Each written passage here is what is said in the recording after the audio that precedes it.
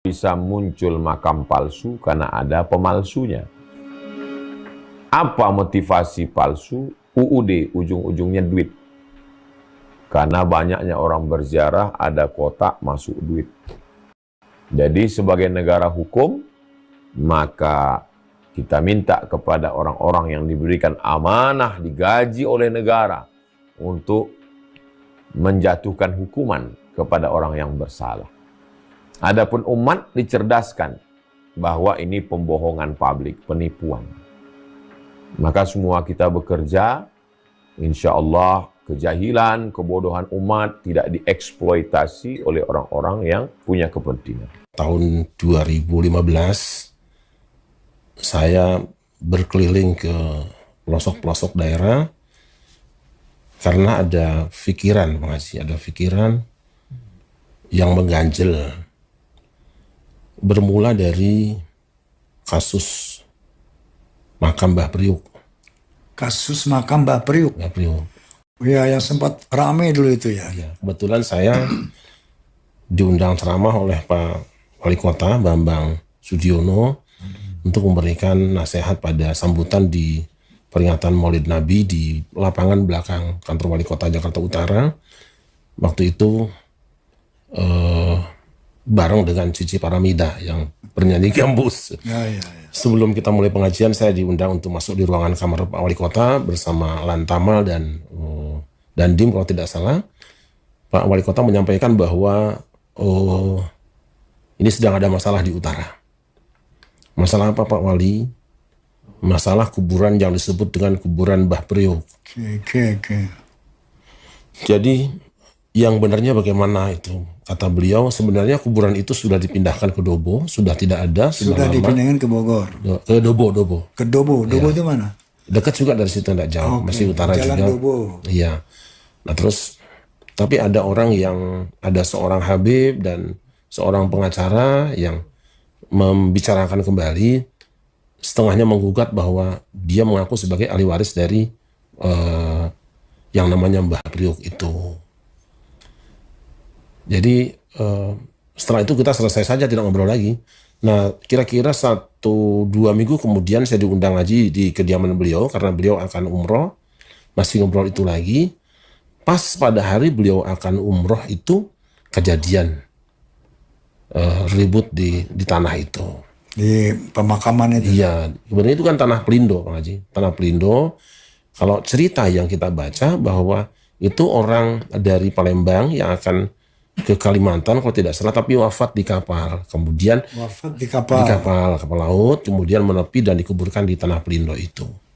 Nah dari situ saya mulai berpikir. Orang itu siapa namanya? Namanya Habib Muhammad Al-Haddad ya. Oh, seorang Habib. Habib. Dari Kalimantan. Dari Palembang. Dari Palembang, Ya. Kalimantan, naik kapal laut. Ya. Kemudian meninggal di atas kapal. Iya. Kemudian Dikuburkan di tanah Habib Pelindo. Hasan itu. Ya. Dikuburkanlah di daerah Priuk itu. Di Pelindo itu ya, di tanah Pelindo. Nah, kemudian Mohon maaf, tahun berapa itu kira-kira peristiwa itu? saya tahun 2010 kalau tidak salah. Tahun 2010. Iya. Dikuburkannya. Bukan, itu sudah Dikuburkannya. bukan, itu sudah tahun 1920-an lah kira-kira ya. Oh, 1920 peristiwa ya, meninggalnya peristiwanya itu. beliau itu. Keluarga Al-Haddad ya. Haddad, Kemudian setelah ramai ribut, Pak Yusuf Kalla, Pak Kiai Ma'ruf Amin, dan para tokoh termasuk Habaib juga kumpul mengadakan mubahasah. Kesimpulannya adalah bahwa cerita tentang Mbah Priuk itu palsu. Sebentar. Tokoh yang dikuburkan itu adalah Al-Haddad ya. Al-Haddad, siapa namanya, Hasan. Ya. Bebasan. Meninggal di kapal, kemudian dikuburkan di situ. Kemudian dikeramatkan. Dipindahkan dulu, Dari sudah pindah kuburannya ke Dobo, tapi setelah itu dikeramatkan padahal itu tanah kosong kuburan aslinya ada di Dobo. di Dobo, Nah, yang dikeramatkan itu tanah kosong. tanah kosong. Oke. Tapi memang kijingnya kemudian dipasang lagi. Oke. Itu adalah hasil dari investigasi tim yang sengaja dibentuk oleh Pemda DKI dan Majelis Ulama Indonesia, melibatkan Pak Yusuf Kalla, Kiai Ma'ruf Amin, dan termasuk Alwi Shahab yang pakar sejarah itu. Ya, ya. Habaib juga diundang, disimpulkan bahwa cerita, karena di buku itu diceritakan, kan ada bukunya ya, ada Habib yang bikin buku bahwa keramatnya ini itu semua adalah cerita fiktif dan kuburan itu sudah kosong. Kuburan itu kosong. Kosong. Jadi kuburan palsu saja. Palsu saja. Itu sudah terbukti ya? Sudah terbukti. Di tahun berapa itu? 2010. 2010. Ya waktu itu beritanya ramai itu. Sampai ada yang meninggal. Betul, betul. Nah dari situlah saya mulai berpikir sebenarnya apa sih yang terjadi? Bukankah di Jakarta ini ada beberapa tokoh ulama atau orang-orang besar yang mungkin layak juga untuk ditampilkan lah ya, seperti Pangeran Jayakarta. Kan? Ya. Nyaris tidak pernah terdengar. Kemudian Guru Mughni, Kiai Abdullah Syafi'i, Kiai Romli, kan? Itu kok hilang ceritanya. Kiai Nur Ali, Ki Zayadi juga hilang namanya. Padahal mereka adalah tokoh-tokoh yang bahkan Syekh Junaid juga itu hilang. Saya mulai berpikir sepertinya dia tidak berdiri sendiri.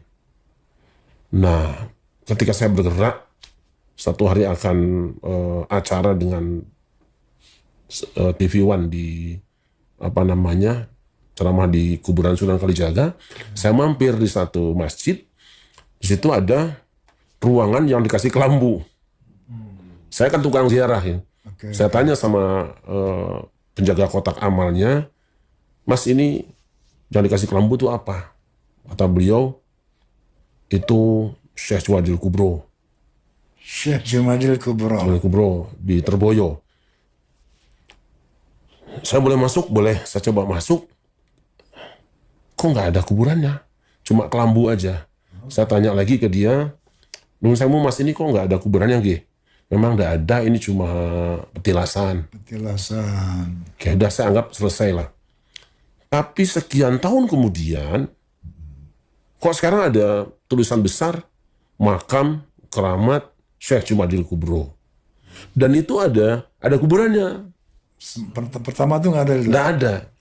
Sekarang sudah ada kuburannya. Sekarang sudah ada. Ada kuburannya, disebut dengan wisata ziarah, kemudian ada warung-warung, ada kotak amal tentunya yang penting kan kotak amal sebetulnya. Yang nomor satu. Kalau yang lain sunat-sunatnya lah. Nah, saya tanya orang-orang.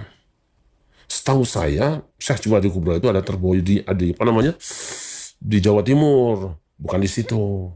Sebentar, Syekh Jumadil Kubro itu tokohnya fiktif apa eksis? Eksis.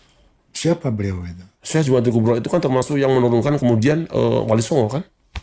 Oke. Yang menurunkan Wali Songo. Syekh Jumadil Kubro ini terah dari Wali Songo. Leluhurnya Wali Songo. Leluhurnya Wali Songo.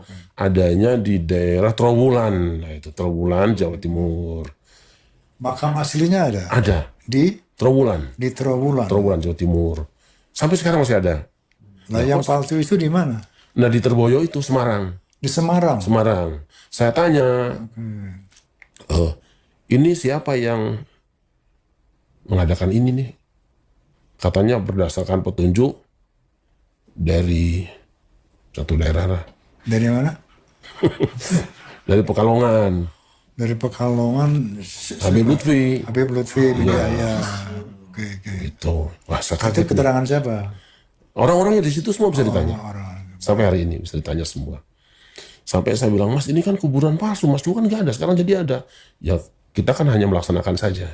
Udah itu saya anggap selesai, saya tinggalkan dan saya sampaikan ke teman-teman. Kemudian saya coba juga pas pengajian di Kalimantan Tengah, karena saya dengar ada kuburan ulama besar namanya Kiai Gede. Kiai Gede itu adalah seorang ulama yang dikirim oleh Kerajaan Demak untuk bersama-sama berjuang dan kemudian mengislamkan sekitar Kalimantan Tengah di Kota Waringin Barat. Nah, kedua kali saya datang ke sana, si penjaganya itu kalau tidak salah namanya Pak Tamrin atau siapa, kemarin ada Habib ke sini mengatakan bahwa ini aslinya adalah Habib katanya. Ada yang bilang Habib Assegaf, ada Habib Al-Ghadri, macam-macam. Artinya apa? Bahwa seperti ada upaya untuk mencoba mengganti nama orang itu, nama orang. Itu sudah dihabibkan. Tapi untung masyarakat di sana masih tetap manggilnya Kiai Gede gitu. Kiai Gede. Kiai Gede.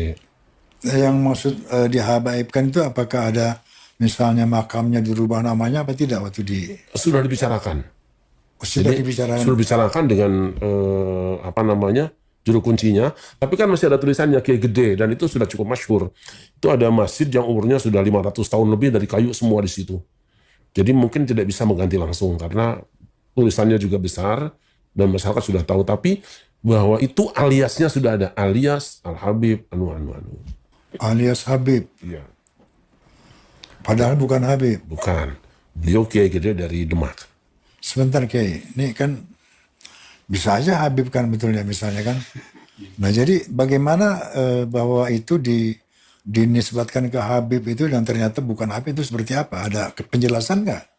Ada di sejarahnya kan tertulis di situ bahwa namanya Kiai Gede saja. Kiai Gede. Orang Jawa. Orang Jawa. Orang Jawa.